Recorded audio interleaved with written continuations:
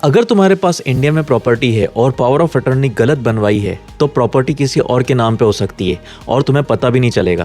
अब सबसे पहले जानते हैं पावर ऑफ अटर्नी है क्या। पावर ऑफ अटर्नी एक लीगल डॉक्यूमेंट है। इससे तुम किसी भी इंटरेस्टेड इंसान को पावर देते हो तुम्हारी तरफ से काम करने के लिए जब तुम इंडिया में नहीं हो।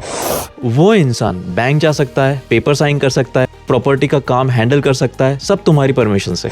अब पावर ऑफ अटर्नी दो तरह की होती है। पहली होती है जनरल पावर ऑफ अटर्नी। बहुत सारे पावर्स एक साथ देते हैं, रिस्क ज़्यादा होती है, इसलिए मिसयूज होने का भी खतरा रहता है।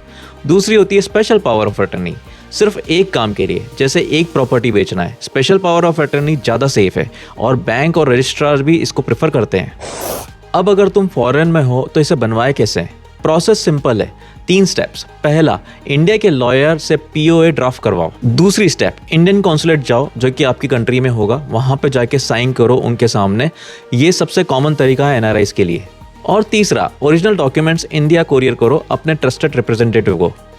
अब एक चीज़ याद रखना जो कि बहुत इंपॉर्टेंट है, डॉक्यूमेंट्स इंडिया पहुंचने के बाद 90 दिन के अंदर उसे रजिस्टर करवाना होता है स्टैम्प ड्यूटी के साथ। मिस हो गया तो पेनल्टी लग सकती है काफ़ी हैवी, तो अपने रिप्रेजेंटेटिव को ये डेडलाइन पहले से ही बता दो।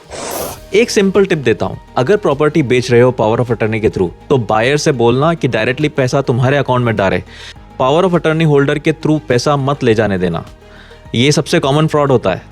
अगर तुम प्रॉपर्टी बेच रहे हो इंडिया में तो एक काम अभी करो, एक ट्रस्टेड लॉयर से कॉन्टैक्ट करो। जनरल की बजाय स्पेशल पावर ऑफ अटर्नी बनवाओ जितना स्पेसिफिक हो सके। कमेंट्स में एक्सपीरियंस बताओ, क्या तुमने पावर ऑफ अटर्नी पहले बनवाया जिससे दूसरे लोग सीख सके। और इस वीडियो को सेव कर लो अगर फ्यूचर में इसको रेफर करना है तो।